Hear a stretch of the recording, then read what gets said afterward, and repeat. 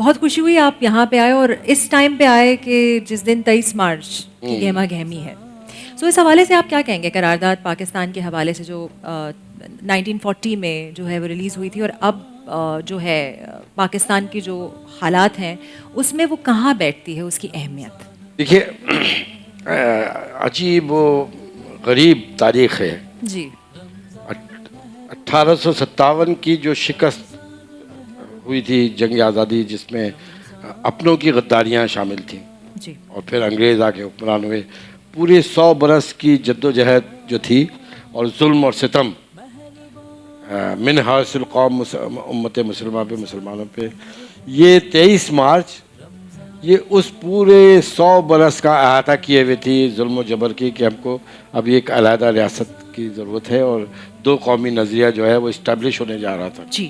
تو 23 مارچ کو یہ ایک عظیم الشان قرارداد پیش ہوئی, جی. منظور ہوئی. بالکل. اور اس کا تھرسٹ کا اندازہ لگائیے, اس کی قوت و طاقت کا اندازہ لگائیے اور توانائی کا اندازہ لگائیے کہ 7 برس بعد ہی پوری دنیا میں سب سے بڑی اسلامی مملکت مغربی پاکستان اور مشرقی پاکستان معرض وجود میں آ گئے. جی.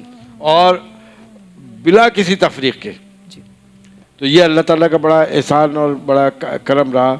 لیکن مسئلہ یہ ہے کہ اس عظیم الشان قرارداد جو عکاس تھی ایک عظیم اور رچ فلسفی کی, یعنی اسلام کی, جو قائد اعظم فرمایا کرتے تھے. جی. تو جب ہم نے اس سے روگردانی شروع کر دی اور اس کے اندر ہم نے لے تو لال شروع کیے, تو پھر اللہ کی برکتیں اور رحمتیں اٹھنا شروع ہو گئیں. جی. اور پھر یہ عظیم اسلامی مملکت جو سب سے بڑی اسلامی مملکت تھی, یہ 2 حصوں میں تقسیم ہو گئی. اب یہ جو پاکستان اس وقت ہمارے پاس ہے, یہ 25 کروڑ جیتی جاگتی ذہین قوم ہے. میں اکثر و بیشتر کہتا ہوں اتنی شارپ مائنڈڈ نیشن ہے یہ, اتنی شارپ مائنڈڈ, لیکن اس کی ڈائریکشن کو, جی, اس کو آگے لے جانے کے لیے, اس سے کام لینے کے لیے ایک نیچرل لیڈرشپ کی ضرورت ہے.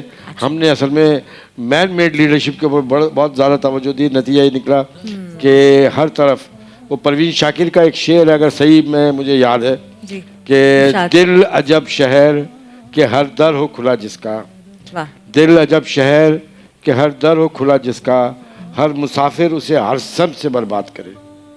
ہمارے اس وطن عزیز کو کوئی ایک طبقہ اشرفیہ یا طبقہ حکمرانی نے نہیں, بلکہ جس کو موقع ملا ہے, جس جگہ موقع ملا ہے, چھوٹے سے لے کے اوپر تک سب نے یہ کیا. جھوٹ, فریب, دھوکہ دہی, اصل میں اس کو روکنے والا بھی کوئی نہیں. لیکن اس میں سب سے بڑا جس کو میں جرائم میں شامل کرتا ہوں کہ قومی جرائم میں جو لوگ ہیں, وہ اس میں ہماری اس قوم کا شاعر, ادیب, قلمکار, علماء کرام ہیں. انہوں نے کہاں کہاں کوتاہیاں کی ہیں, جس کا نتیجہ یہ نکلا کہ ہم اخلاقی انحطاط کا شکار ہو گئے. یاد رکھیے کہ قومیں, ایک پاکستانی نیشنلزم حکمران بنا نہیں سکتا, حکمران بنا ہی نہیں سکتے ایک قوم. یہ قوم بناتا ہے اس قوم کا شاعر, ادیب, قلمکار, علماء کرام, تو اسکالرس, یہی سارے لوگ مل کے بناتے ہیں. اور جو خال چھوٹے موٹے تھے بھی, تو ان کے ساتھ تو وہ حشر ہوا کہ دنیا دیکھتی رہی, قید و بند اور صحبتیں اور پریشانیاں, اور جو ہو سکا ان کے ساتھ ظلم اور ستم وہ ہوتا رہا. تو ناقدری جب ہوتی ہے تو پھر اللہ کی رحمتیں اور برکتیں اٹھ جاتی ہیں.